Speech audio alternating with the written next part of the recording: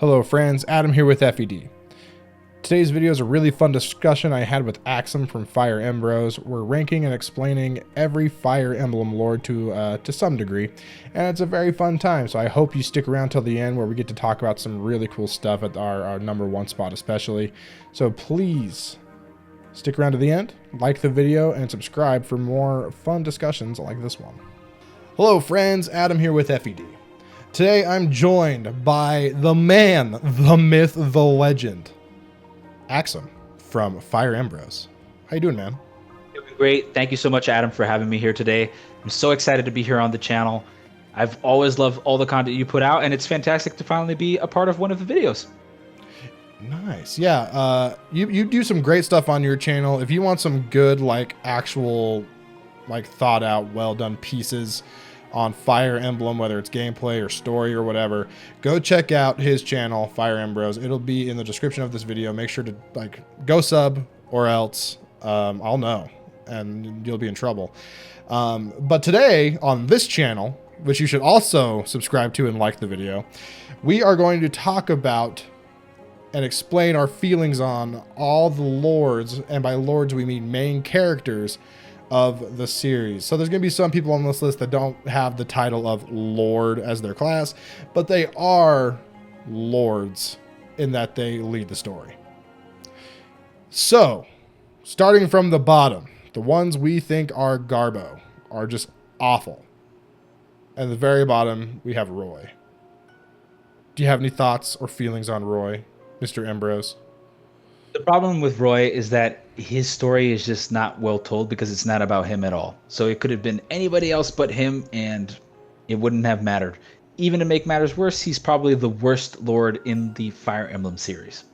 Yeah, as far as gameplay goes, Roy is just garbage. And I guess really quick, we are going to take gameplay and story impact and all that into account. And also, I think fun is a very important factor when it comes to these characters. And Roy just isn't fun to use. He is a pain. I understand the idea that, oh, he's supposed to be a weak unit that you have to protect and get to the seize point. That's a fun gameplay aspect. But it's not necessarily fun to baby the little red-haired dude around. You mean you didn't like dragging Roy on a horse for 6 squares of movement every single chapter until the end of the game? Yeah, no, not my favorite. Not my favorite. And the problem with Roy, too, is that we don't have honestly, the FE6 translation is complete, but it's very bland, you know? It's definitely, they tried to be a little too literal with the translation instead of making it of more of a localization, the one that we have. So I'm excited for when, hopefully someday, we get the ability to play Roy's story with an actual good localization. Maybe it'll make him a better character, but as of right now, Roy is bottom of the list for me. And I think, do you agree with that, Mr. Ambrose? I agree. I will say there is one thing that he does have a redeeming quality. It's at the very end of the game. I don't know if you're going to do a spoiler section here, but if there is, spoilers for every game in the series. If you, yeah, not major, but some.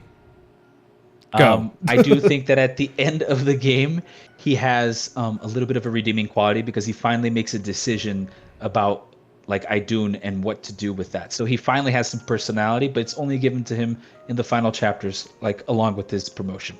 Yeah, and that's when he gets good. So maybe having a good personality means you're a good unit. That's not true at all, actually. We'll discover that on this list. As at the next spot, we have Corrin, who is the epitome of garbage personality, but amazing unit. But we're going to skip over Corrin, because if you want to know more of our thoughts on this character in particular, go check out the video on Fire Embros channel, where Axum and I talked about all the avatars. Link to that in the description. It's up right now if you're watching this video. Finish this one first, but then go watch that one and subscribe over there. Like and subscribe both. Yeah, both of them. So we have to talk about Lyn now. Lyn being this low is going to make some people mad, especially after playing Engage and Lyn being insanely good in Engage, right? Lyn is top 5 emblem rings, but with very few exception, I think, that people would disagree with that. Lyn makes a single unit insane. But in her game, the one that she originates from and is an actual character in, she is not the best. Garbage bases low mobility, sword locked in a game in which you have a ton of lances. The only redeeming quality is her weapon. And even then, she doesn't have enough like health to survive a counterattack. She's pretty much garbage on almost every front in terms of combat unit. I'm pretty confident everybody here has had an Iron Man end because of Lynn. For those of you who are following my Iron Man series on the channel right now, I had a run that got to chapter 26, which about, I don't know, it's a little past mid game, I'd say.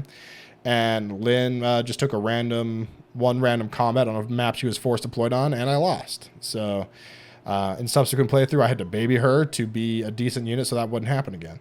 And then beyond that, her character is just kind of past Lynn mode.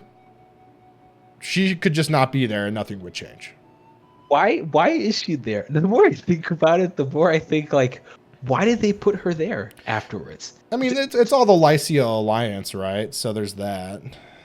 But like, tell me one redeeming quality about Lynn that isn't I love the planes.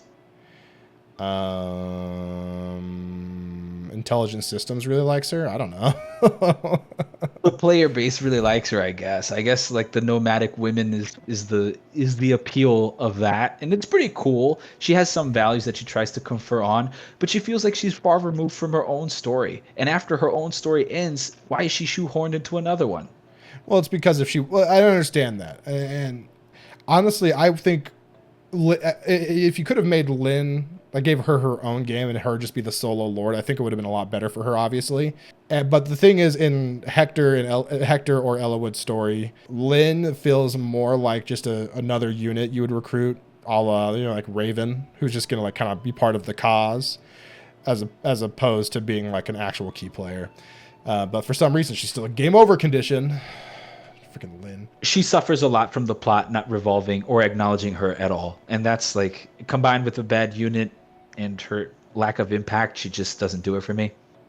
I will say she probably has the best introduction to any lord in the series, being that when you first start up and you have to play Lynn mode, you get to like, you have the little graphic image, a little CG of her with like the bowl making the player soup or whatever.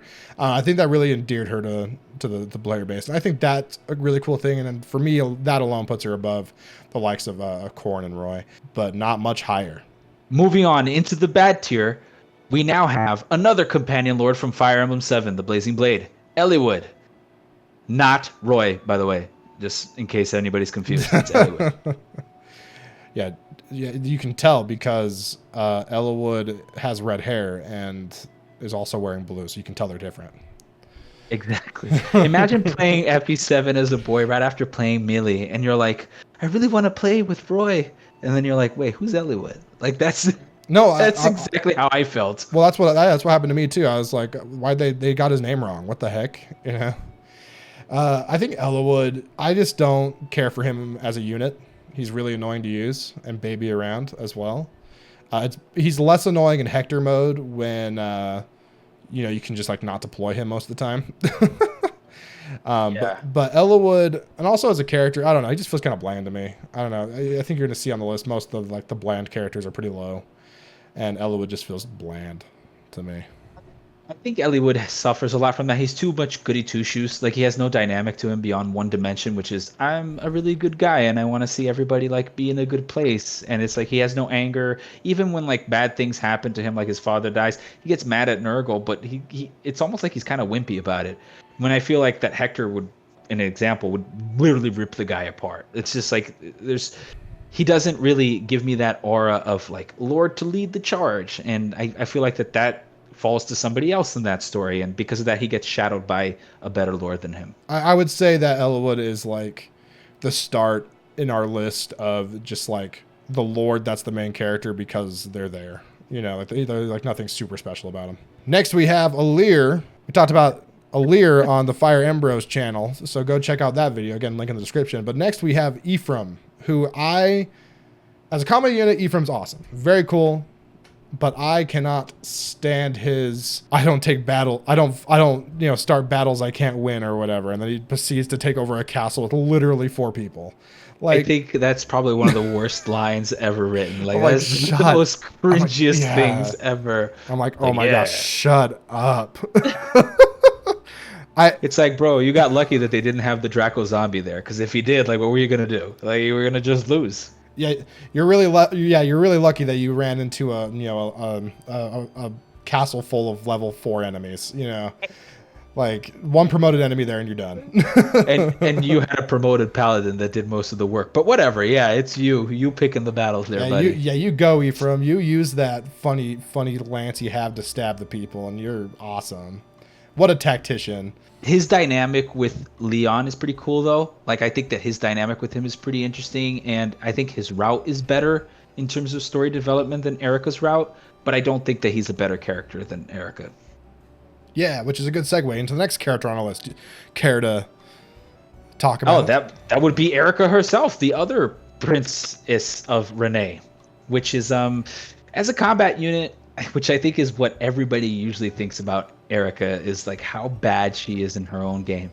And the worst part is that she's not even bad because she's like lacking speed or skill. She's like Lynn, but just no strength. I think everybody here has also probably gotten into situations you have like 5 strength Ericas, like, right? You have 5 strength Ericas and like it's been 15 levels. Where is strength?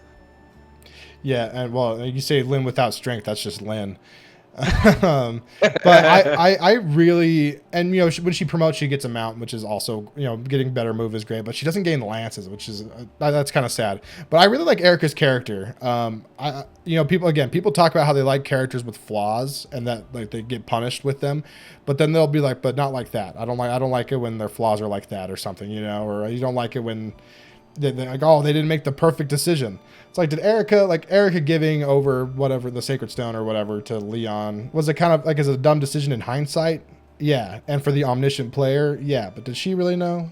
I don't know. I mean, imagine if your like best friend told you, give me the thing, we're gonna be fine, and you're desperately trying to hold on to the idea that this person isn't gone, right? That this person isn't evil, that the reason they're doing all this is for actually the better good of everybody. Why would you not give it over? Like you probably would give in to doubt in that moment. This is like your best friend ever. I get it. I totally get it. I think people are too harsh on her, but she does get punished right then and there. Right then and there, she gets punished. I think that's a solid place for Erica. Next on the list, though, is the main man himself, Marth. Marth is about as middle of the road as a character can get as far as their personality and how fun they are to use as a unit and stuff. For me, and Fire Emblem really gets. So having him kind of like in the middle of like a good tier kind of makes sense to me. I just think he's baseline. I think he's like neutral. He's right in the middle. He's the one that started it all. He's pretty much a mediocre combat unit. He's pretty much a mediocre lord. He's about like a 7 on everything to me. He's like right that's the middle of what you believe is acceptable. Yeah, if you don't have at least as much going for you as Marth, you don't meet like the Fire Emblem standard for main characters, right? I agree. He's also like, he does have some redeeming conversations with like Sita in New Mystery. I actually think his supports with Sita are really, really nice in New Mystery. And he shows a lot more emotion there and like his compassion and stuff. And the fact that he relies on his friends, like all that's cool. And he does have some good development in New Mystery more. I think Shadow Dragon doesn't do him much service, to be honest. I mean, he has a couple of like, really, he's like kind of quippy in Shadow Dragon. He has a couple of good like one-liners. But yeah, he's still pretty bland, and that's just kind of the nature of a character being invented on the Famicom or the NES, right? So our next one is gonna be Crom from Fire Emblem Awakening. So I don't have much of a problem with Crom because I feel like he's also kind of like Marth in many, many ways. He's just that nice guy that tries to help everyone. I do like that he's voiced by Matthew Mercer though. Like that's really cool. Oh, his voice is perfect. Yeah, that voice acting is perfect. Yeah. Yeah, he's a fantastic voice actor, and like Crom is really cool because of that. I love his crits, and I also like that Crom is actually, now that I think about it, I kind of like Crom a lot, but I do think he suffers too much from I'm too much of a white knight type of guy. Like maybe you should have just killed Robin. Like, I don't know. That probably would have solved a lot of problems.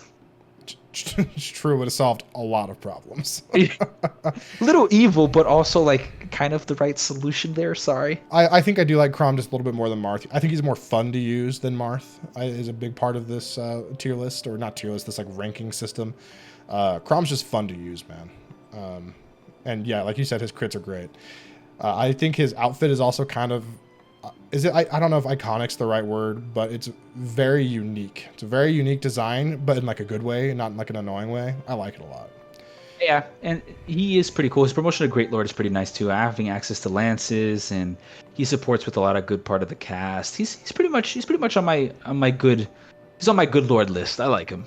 Yeah, we're definitely tipping into like the really like characters that we like actually like now, like a lot.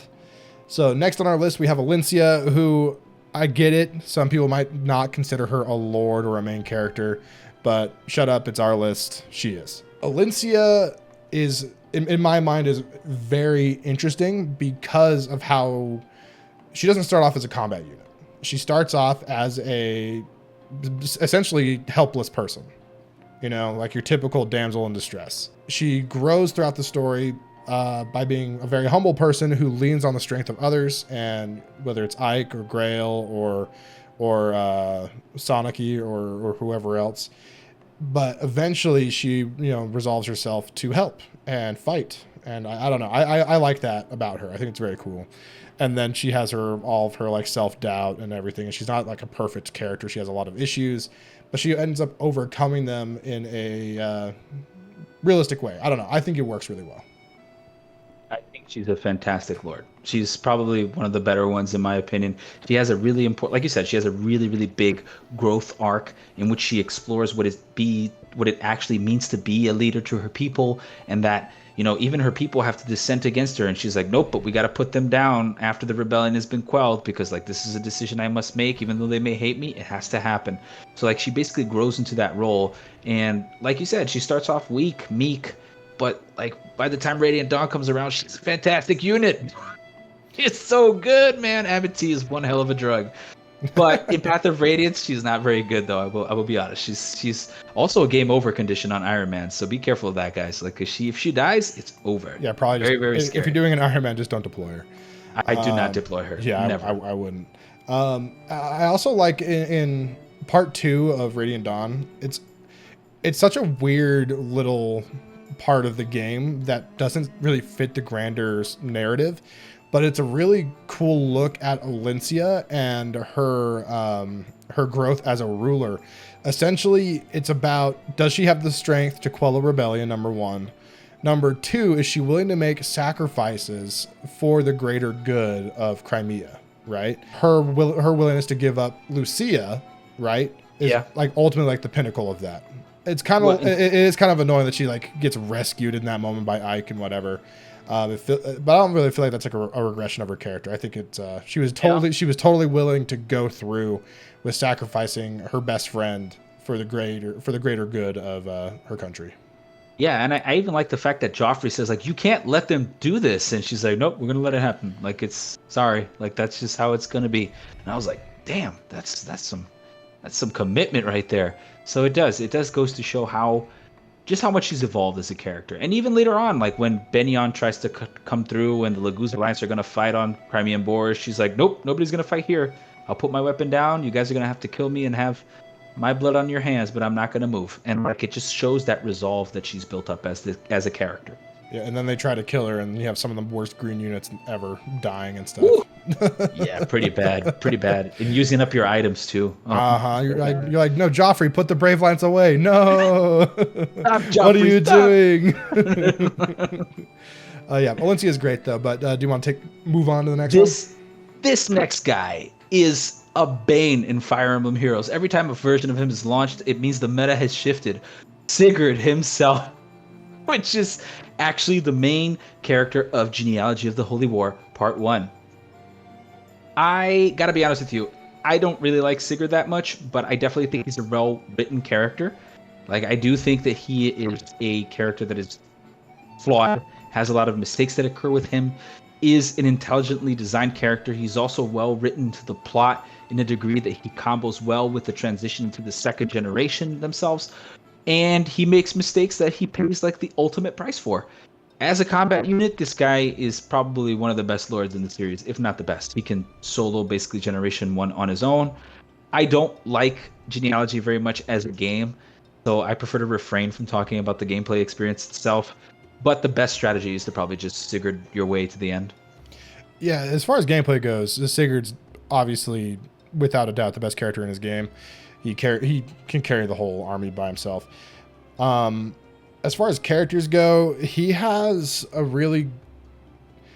I don't feel like he goes through a lot of change as a character. Maybe I'm wrong on this. I'm not like a scholar when it comes to stories, but I don't feel like Sigurd goes through a ton of change as a character, and he's like I would say he's like a mostly infallible person, like someone who is just like he's just like a good dude who's trying to do the right things, but is constantly put in the wrong situation over and over again that eventually leads to his demise, right? And I think people point to the one like actual big mistake he made was taking Deirdre out of the sacred forest or whatever it's called, which led to Loftus being reborn and all that. But outside of that's a pretty big mistake, man. Well, it's like world-ending consequences. He did it. Did he know though? Like, did he know? Like, come on. No, yeah, you can't fault the guy for falling in love randomly. He just randomly. fell in love, you know? It was love at first sight. It was very like romantic fairy tale stuff that turned tragedy, which I think worked. I think worked for him. Well, it kind of didn't work for him, really. Well, I mean, like as a character, it worked for him. It definitely didn't work out for him. He was very tragic. I forgot to put Seliph on this list, but I would put Seliph around the same place as Sigurd, or maybe a spot below Sigurd, by the way, just to throw that out there. Seliph is, I don't know, he feels kind of, honestly, Seliph feels a lot like Marth 2.0. I feel like Seliph is Marth 2.0 is pretty much exactly it. We could put Marth and Seliph on the same line, and they would be absolutely equal to me. They're pretty much the same, like a hero that has to reunite the land against the evil empire that's trying to revive some dark god. I've seen this story before. Yeah. Yep. Chosen blue-haired man with a super sword kills dragon reincarnate. Yeah. Basically it. But now that we're done with this part of the list, I feel kind of bad Sigurd didn't quite make it into this next tier of lords. We're moving into the great lords. These are ones that I think are actually good characters, are fun combat units, and are just ultimately some of my favorite characters in the whole series. And our first great lord is Adalard. There's a lot of discourse on the internet around Adalard. I don't really have a hard stance or 2 cents on like, oh, Adalard did nothing wrong or whatever. But you can't deny that all the discourse around her character doesn't mean she's not at least compelling in some way, right? She's fantastically written precisely because of that. The fact that she can be seen with moral ambiguity, and the fact that like you don't really know if she's right or wrong, or that so many people think she may be right or wrong, is really what drives her as a flawed character in that regard. Like some decisions are like, bro, maybe we shouldn't have gone scorched earth here, and others are like, oh, I can see where you're going with that, and that drives this character above and beyond the writing. But in general, I think the writing for Three Houses is fantastic for mostly all the characters, so this is not unique to Adalard. But Adalard is probably the first time you see this, and is probably the main focus of the story, right? I mean, the song is called Lady of Hersvelg, not like Maroonder from Fargus or whatever. Yeah, Adalard, yeah, she's definitely like, she's the main character, right? Like, come on. Adalard is the main character of Three Houses. I would go so far as to say that, but like beyond Byleth, it's Adalard. In before this video tanks now because of that, but no, kidding. That people love Adalard. She's cool. Also, the combat unit's insane. She's just fun to use. You get to attack 5 times in one turn. Awesome, very cool.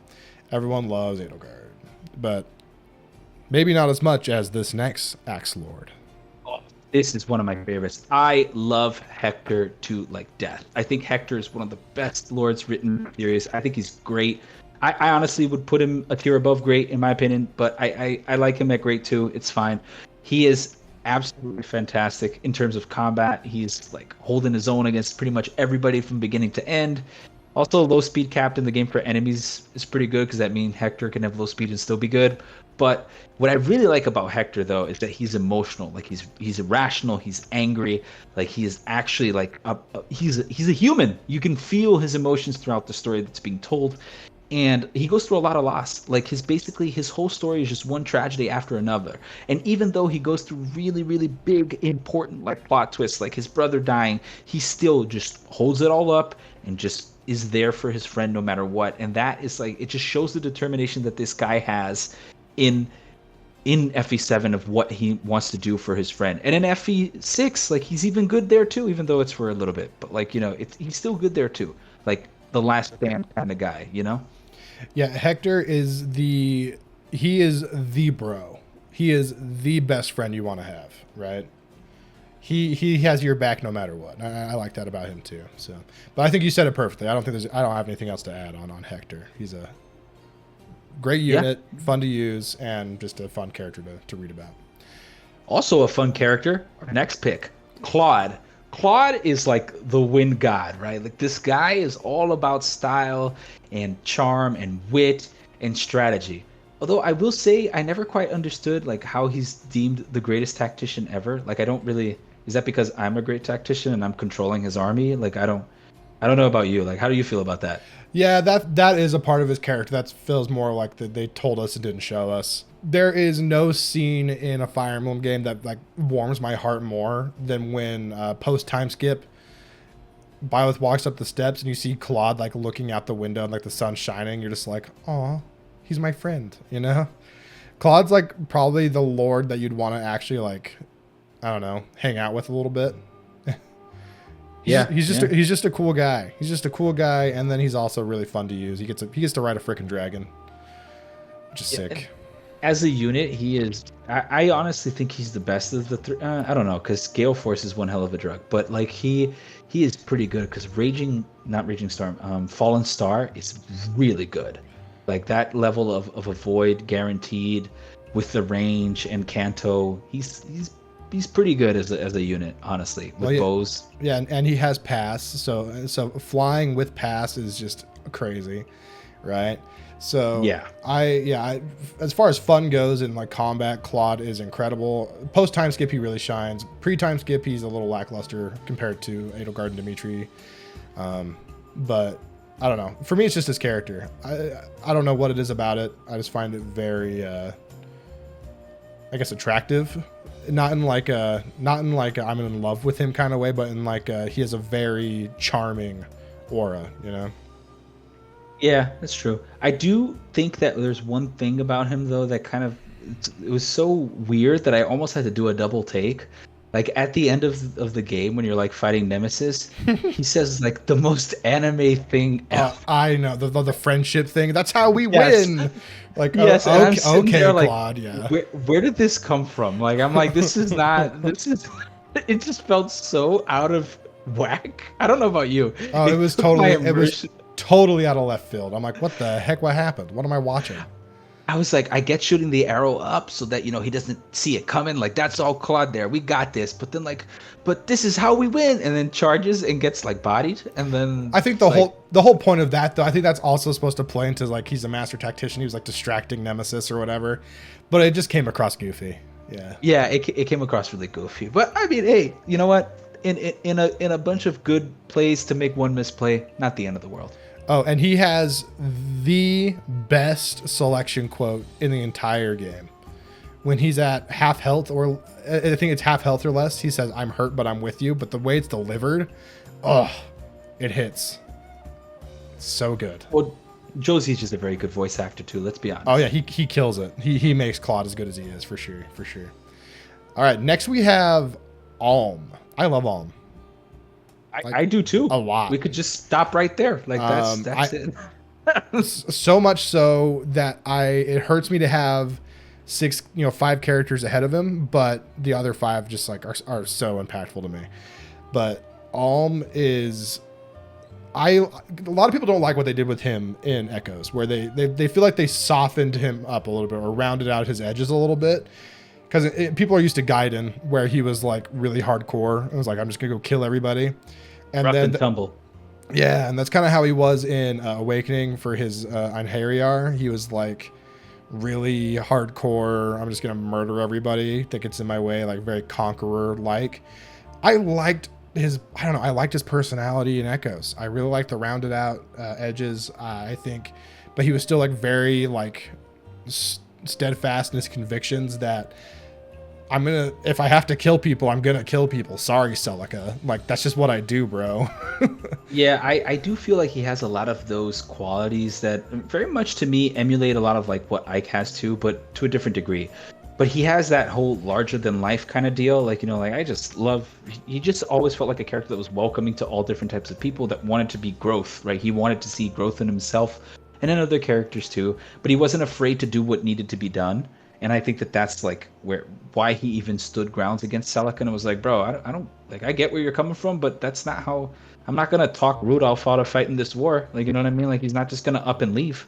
Like, I have to do something to stop it. Yeah, he's not going to stop. I'm going to put him down. Yeah. Yeah, exactly. And like sometimes you need a firm hand doing that. But I also like that they made him kind of boyish in a way. Like, he's very like young and he grows into this experienced role as like the leader of the resistance. And also like actually the Deliverance, sorry. And I just remember that because March to Deliverance is probably one of the best songs in Fire Emblem. Like straight up. It's iconic. It's so good. So good. I love another thing, that he gets made the leader of the Deliverance and people are like, well, why would they make him the leader of Deliverance or whatever? They specifically say in the game that like, we're going to make you the leader of the Deliverance, but basically just to like rally the troops. Like, don't worry. Like Lucas is like, don't worry. And Lucas and Clive are like, we'll take care of like the day-to-day maintenance and everything, and like more or less like how running the army. You are the head of the army. You're gonna light a fire like a peasant. Becoming like raising to this level. And a lot of people kind of hate that like he goes from being like this nobody farmer person to becoming, oh wait, actually he's the Prince of Regale. I don't think that really undermines the story at all. I think it still works fine. That like whole Chosen One arc for both of them is kind of weird. It's kind of like, I don't know why it's even included because it doesn't seem to have much relevance beyond some weird prophecy that I don't even think we even heard of. To be honest, like there's something said in the beginning. It doesn't undermine and I don't think it adds or takes away from it personally.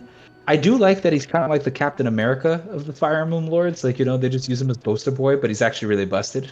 It's like, ugh. Yeah, and as a unit, he's super fun to use. He's just insane unit. Right. Quick question though: Killer Bow or Falchion? Oh, I mean, Killer Bow's better. Hunter's Volley's insane, but I'm actually not. I'm more of a. I like having my Lord use their weapon, so I like him running around with Falchion using Send Scale or however you say it. It's very cool. I do the same thing. Very fun. I know that Killer Bow is superiorly the better weapon, like everything. I know this, and it's like, it's ingrained, but the nerd in me cannot stop using Falchion and Send Scale. Like, I just can't. Yeah, that and the Royal Blade are just so fun to use. Double Lion is crazy. Double Lion is like on steroids. That thing is wild. It deletes everything. I almost prefer the Royal Blade because of that. So. Yeah, brave weapons are so good. Yeah, Alm is an awesome character, one of my faves for sure. Next, though, we have a fun mage person by the name of Mika, the Maiden of Dawn herself. So, like, Mika is a very interesting. She is deeply flawed right off the bat. Like, I mean, she goes at odds with Soth about a lot of things that are told in the story. She pokes fun at like Ike a lot, which is interesting because like Ike was the main lord from the previous one, and coming off from this game, you're like, whoa, why is she making fun of like my lord? Like, that's my boy right there. Like, she doesn't know what General Ike went through. Like, you know what I mean? So she has like all these things going for her, and she's treated as like a deity kind of creature there. And then she allies with like the Black Knight, and you're like, whoa, red flags here, buddy. Like, this is not good. This was the villain of the previous game, and now we're in cahoots with him in a forest. Like, no, this doesn't make any sense. But I do think that surrounding mystery of her for the first arc is actually what makes her so interesting. At least to me. I don't know about you. Yeah, I love Micaiah going from mysterious. She's mysterious, powerful, magical lady who can like tell the future, and it's actually really cool throughout the game as she moves away from being that kind of character and becoming like the general of the Daean army. and stuff, she starts to lose her ability to. We learn that ability is actually her. She's speaking to a goddess, right? Those visions and stuff. She starts to lose that ability as she kind of like loses her way, and she starts doing bad things. She starts being kind of a bad person for the sake of Dane, and she loses her ability to foresee the future. It's all clouded, she says. She sounds like a prequel era Jedi. Yeah, I think one of the best lines that showcases like how flawed she is that they're talking about bringing up morale within the army, right? I always remember this. I don't know why. And then Soph said something like, "Micaiah, why are we still here? Like, why are we still fighting here?"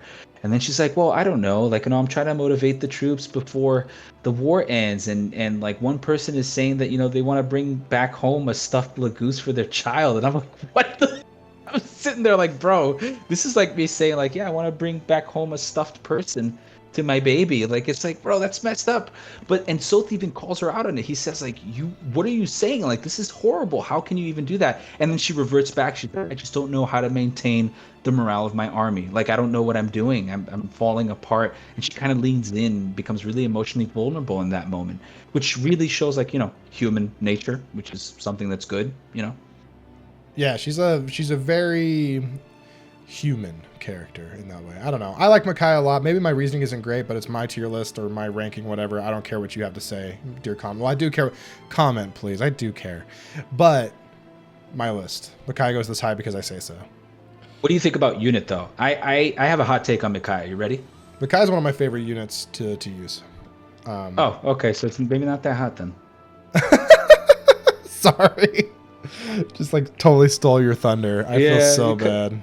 Kind of killed the momentum there. Sorry, bro. Just like Micaiah did to those lagoos in the forest. Yeah, she killing all those lagoos in the swamp and stuff, bro. She's like the swamp, the swamp. I'm gonna blind them to death with my really bright light.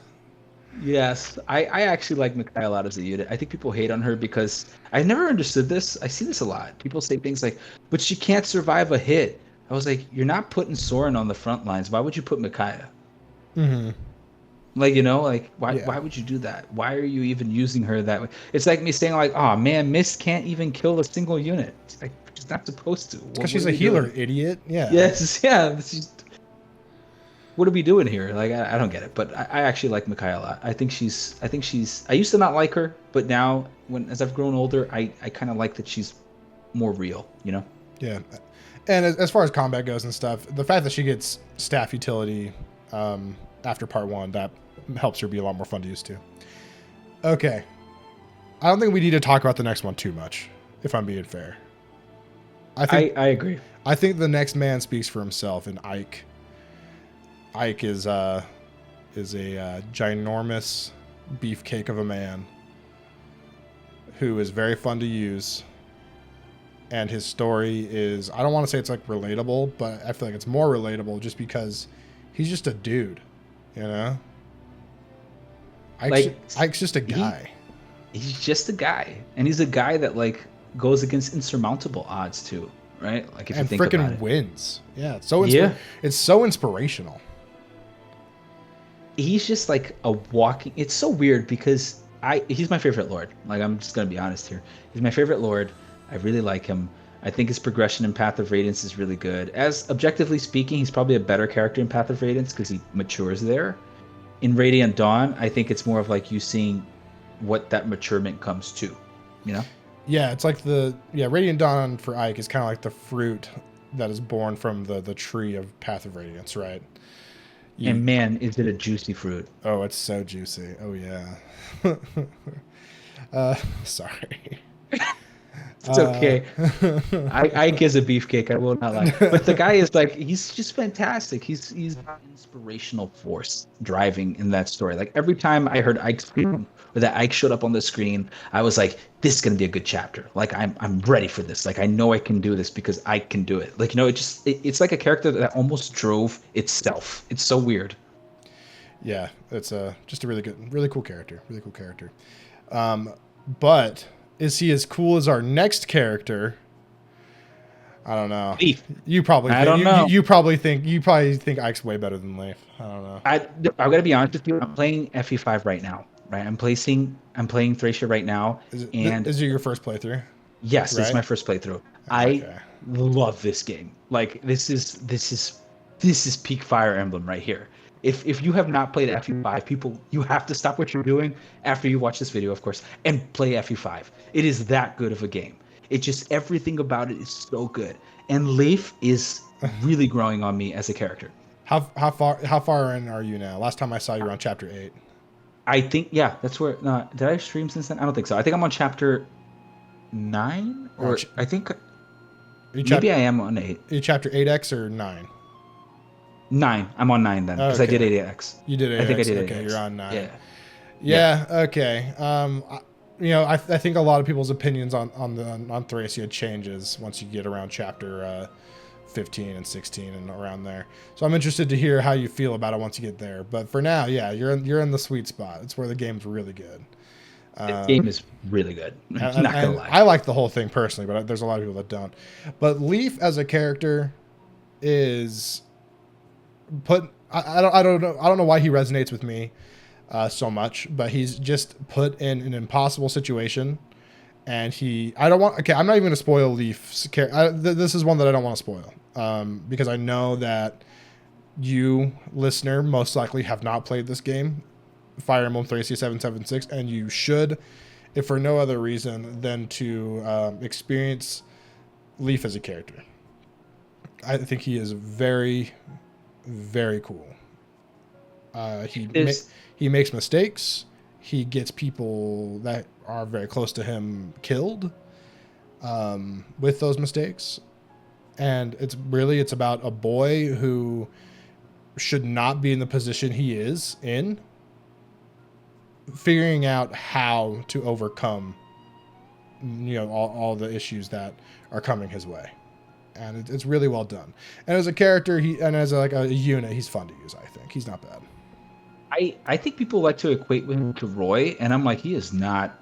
Like, he is way better than Roy. He, right off the bat, just Lightbrand alone is really good. And, like, he has a lot of utility. He's not even, like, unbulky. He has some good bulk, too. He's not a bad character at all. I really like him. The fact that he can't get fatigued is good, too, but I guess your main lord can't get fatigued. But I 100% agree with everything you said. I do like that a lot of the ways that Leif learns stuff is just Augustus, like, schooling this boy to, like, no end. This man lays down the law on Leif. Like, it almost becomes, when you're, like, watching a car wreck and you just can't look away, you're like, oh, wow, that put him in his place. And that guy puts him in his place to the nth degree that actually makes him a better character. Like, it's just, if two people are telling you to play Fire Emblem 5, you should play Fire Emblem 5. I'm just going to say that. Yeah, it can seem intimidating. People are going to tell you to play with a guide or whatever. Don't. Just play the game and enjoy. It's very good. Okay. Bumping up now. Yeah. We are moving on into the next category, which are going to be the amazing ones. And for me, for the record, these two are interchangeable for number 1 and 2. These characters, I want to say that they're basically the epitome of what we believe is peak character development, right? Characters that have a fantastic growth arc, that really learn a lot, that are really integrated into the story, have so much impact that they're basically like the most important pieces that couldn't function without them. And the first one of these two is going to be Celica from Fire Emblem Echoes, Shadows of Alencia.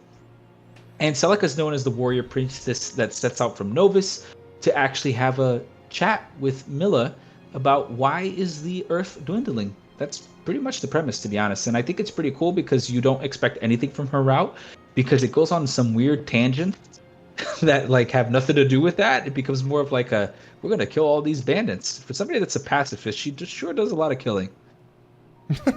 She only kills bad people, though, okay? Man, she only kills objectively bad people, right? Yes, that is true. That is true. She does only kill objectively bad people. She only kills like Greeth and stuff. Greeth is a scumbag, straight up. Yeah, like that guy is nasty, the worst. Bro. If I I would have walked over there with Alm and killed him again. That's how bad that guy is. Yeah, Celica, she has a similar thing that Erica has, except honestly it's just in a game with better storytelling and better better writing, and of course it's voice acted, so that does a lot for Celica as well.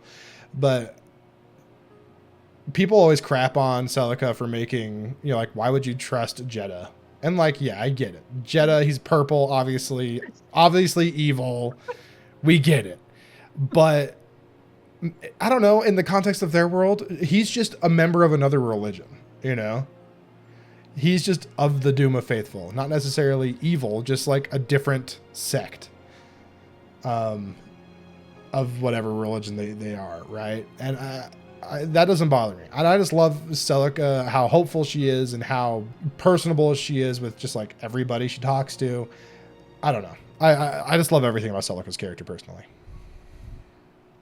He has like some of the best in terms of questions asked of like, how much are you willing to sacrifice? So what are you willing to do? I do like that she's willing to like basically break up with Alm to basically find her own path. She's like, if this is not what you agree in, I'm not gonna stick around here. I'm not gonna be your fangirl. And, I'm gonna do what I think is right. And there's another way to this, and it's pacifism. And they will find out about our peaceful ways. That will be by force. Yeah, pacifism with a side of brigand murder. But it's great because she does actually like go through a lot. Like she goes through a lot as a character. She helps a lot of people. She just has a lot of growth. She goes from like this girl that some people don't say that she doesn't because she winds up making bad decisions at the end. But isn't that the whole point of growth? Like you can't grow if you're always making the right decisions. Yeah, you grow the most from your failures, more often than not. And Celica definitely does that. But I think the fact that Celica is just willing to even sacrifice her own life in the end to solve the problems in the world. And it's I always think that's very beautiful. I don't think there's no greater love that a person can have than giving up their own life for someone else. That's true. That's pretty much literally the ultimate sacrifice. There's nothing. What else can you go from there? Nothing else. Yep. But on like the other side of the spectrum from Celica, on why I like this character, is Demitri. Demitri is again, I don't know, it's like 1A and 1B. They're both up there, but Demitri right now, it could change. Right now is my favorite lord in the series. I understand. I don't have PTSD. I don't have, as some super omega severe traumatic experiences in my life. But what I do have is, I do have other mental illnesses that I deal with. Right. I just felt like Demitri. Obviously, it's some weird anime video game, so it can't be like 100% accurate, or isn't. But it just felt like a somewhat realistic depiction of what I've gone through in my growth through like depression and anxiety. In that, it's not something that's just solved, It's not something that I, took a magic pill and now I feel better. It's something that I've had to work through day in and day out and still do. And that is evident in Demitri, where he goes to his deepest, darkest place and is eventually, through the help of others and especially, Rodrigue and Byleth, he's able to somewhat come out of it. He's still there, though. Still has these issues, and those never go away. That's one of my favorite things in Three Houses, is that in his ending, he always is battling these demons that he has. And it ends up being kind of what shortens his life and kills him, right? In the ending. I think something I love about him. He's very powerful in that regard. You pretty much hit it on the nose. It's not only that he is always battling them, but I think that to some degree he learned how to live with them a little better. Like, like he kind of accepts that maybe he doesn't have to, how do I say, like, put the blame of all that happened on him. Like, he has survivor's guilt, basically, a lot of it too, right? He's always like, why did I live through all of this stuff and everybody around me died? And he's basically, at least in that regard, I think he understands that survivor's guilt. He gets over it a little bit. But I do feel that he has a lot better grasp on where he is in that regard. And there's just so much character. Like, the Blue Lions route does not work without him. Let's be honest. Like, it just doesn't. Like, that's the show. The Blue Lions story is about him. If there's no him, there's no story. There's no plot. There's nothing. It's hardly a justification for that storyline beyond him in itself. And I think that what better way to rate a lord impacting the story than it being about them? It's probably one of the first and few Fire Emblems in which the story is about a person, and that is the story about Demitri. Yeah, which is why I really like it. Yeah, Azure Moon, I think a lot of people will say it's their favorite route story-wise because it is a character study. It's not as grand or epic as, you know, Silver Snow or Verdant Wind, but it's a really personal story about one character overcoming mental illness, and I think that's beautiful. I really love that. But yeah, I think that's gonna do it for us here today. Do you have any closing thoughts? The closing thought is that at least one thing we didn't touch upon is, like, let's be honest, Dimitri's battle crit quotes are fantastic. Yeah, they're the best in the series. Yeah, they're pretty awesome. His voice acting is fantastic. One thing I want to talk about that we actually spoke a little bit before was you said this, and I 100% agree. The best scene in the game. What was it again? Oh, the best scene in the game is post time skip. It's the first actual cutscene where Byleth is walking up the stairs at Garreg Monastery, and he finds Demitri kind of disheveled, sitting in a corner almost, and he obviously it hits the player. Like, the music plays. It's a very emotional moment, and he says, "Oh, are you're here to haunt me too, right?" And it just goes to he literally is he sees after images of dead people, you know, that are haunting him. It's I don't know. It was just a really emotional moment for me playing the game for the first time. And Azure Moon was my first route that I did, so that's probably a big part of that. But yeah, it was mine too, to be honest. So maybe we're a little biased here, but I think it's biased for the right reasons. Yeah, Dimitri's incredible character, and then, you know, it goes without saying that as a unit. I think you mentioned earlier you like Claude the most. I think Demitri is actually the best unit in all of Three Houses, and one of the best units in the entire series because of Battalion Wrath and Battalion Vantage. And that one is pretty good. Yeah, I'll give you that. And then in conjunction with him having enough strength to use that Battalion Wrath advantage to kill anything in one hit. So he is insane as a unit, but then he's also just an incredibly compelling character. I like him a lot. But hey, that's going to do it here for us. Sorry, we got a little heavy at the end there. Dang, okay. But thank you so much, Axum, for coming on. Again, his channel is The Fire Embros. Link is in the description. Make sure to go check it out, please. Really great content over there. I'm not kidding. Definitely worth a subscription. And also, you should go check out the video we made over there about all the avatars in the series. Not the airbenders, by the way. But on a side note, that bad joke aside, tell us down below in the comments what we got right, what we got wrong. What are your favorite lords? What do you think are the best ones? Do you agree with the whole list? Do you think that maybe Roy isn't as bad as that? And if you do, then you're wrong. I'm sorry, but we'll move on from that. And thank you guys, and thank you, Adam, for having me here as well. I really do appreciate it. Yeah, please comment, especially characters that really resonated with you, like Demitri did for me. I would love to hear stories like that. But again, thanks for watching, friends, and I'll catch you next time. Really, thank you so much for sticking out to the end of this video. It was a very long discussion we had. We just had a lot to talk about. But man, I love this series. I love pretty much every main character, even ones that I kind of crapped on in the video, like Roy and Lynn. I still love them when push comes to shove. And really, please go subscribe to Axum on Fire Embros. You'll find the link to it in the description. Let's try to get him to 1,000 subs as soon as we possibly can. I would love him to be able to get some monetary benefit out of his work, because he does put in some very good work on his channel. It's all really well thought out, good scripted stuff. Please go check him out and support him in any way you can.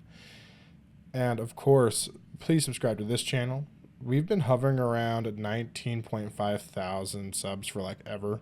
I understand streaming isn't the best way to get new subscribers on YouTube, but I would really love to reach 20,000 at some point. It's been a goal that I've had for a long time, and I would really like to work towards that. So please subscribe and share this video with people you know. That'd be really cool.